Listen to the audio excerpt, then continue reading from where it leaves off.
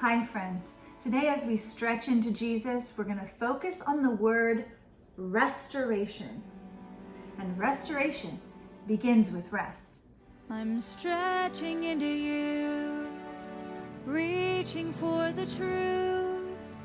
You're helping me stand, stretching your hand and making me new. I'm stretching into you. Yes, Jesus, we stretch into you in this moment together. We thank you that we're invited to sit with you in heavenly places. Holy Spirit, please come and help us see the truth about restoration. So when I looked up the Strong's word for restoration, it's Strong 724, and it's the Hebrew word aruka. Aruka. It means healing, recovery, repair. And I immediately thought of the last 2 years where we have been repairing our home literally from roof to basement. And when you replace a roof, it is messy business. You have to first remove the old and then be exposed before you can replace and rebuild the new. But I am grateful for that new covering, that new place of rest. In Isaiah 58, God was telling Isaiah to uncover their sin for the purpose of restoration. He says, "Show my people their rebellion and their sins. Behold, the day of your fast you find pleasure, and drive all your laborers hard. Look, your fast is with strife. It's for debate, and you strike with the fist of wickedness.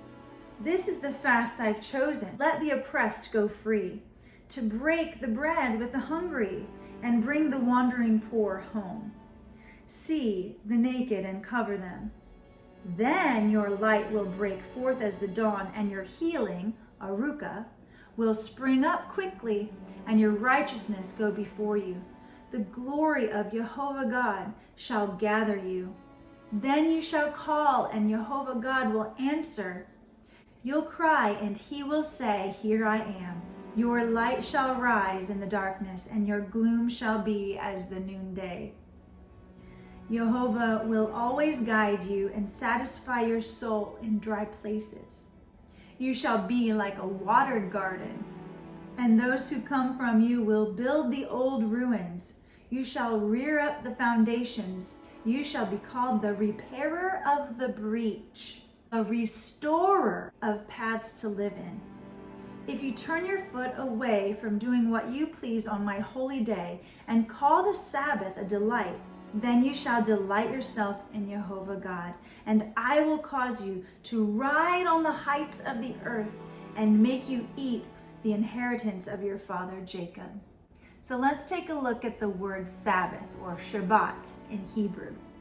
Genesis 2 is where it's first mentioned in the Bible. On the seventh day, God finished his work of creation, and he rested from all his work. God blessed the seventh day and declared it holy, because it was the day when he rested from all of his work of creation.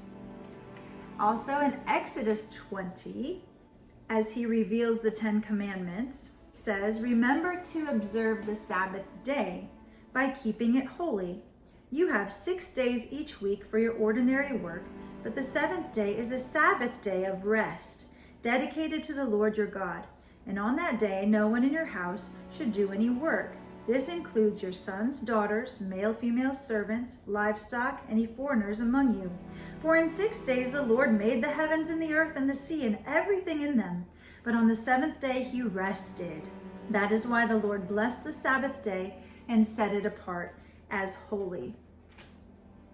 Rest, rest, rest. What a foundation for restoration. The Hebrew word for rest is nuach. Nuach means free, calm, camped, quietly waiting and settled. I think of the settlers and how they traveled over distant lands trying to find a place where they could establish a settlement, where they remained and were no longer searching. Jesus, we want to settle in with you. We are invited to abide in him, to quietly sit encamped at his feet. Let's look at one more verse. It's found in Matthew 12. Here Jesus tells a little bit more about the Sabbath. Jesus went to their synagogue where he noticed a man with a deformed or withered hand. The Pharisees asked Jesus, "Does the law permit a person to work by healing on the Sabbath?" They were secretly hoping he'd say yes so they could bring charges against him. He answered, "If you had a sheep that fell into a well on the Sabbath, wouldn't you work to pull it out?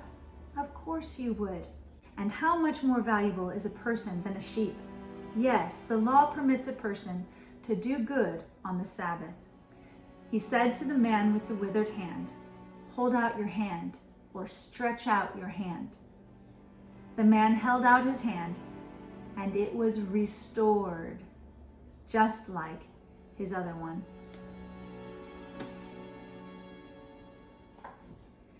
Jesus, we thank you for the word aruka, restoration. We want to be restored by your Holy Spirit.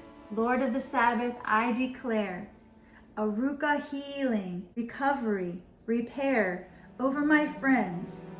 We are resting, nuach, in you. We are free, we are calm, we are camped at your feet, quietly waiting and abiding in your presence. So help us delight in our time with you now. I'm stretching into you, reaching for the truth. You're helping me stand, stretching your hand and making me new. I'm stretching into you.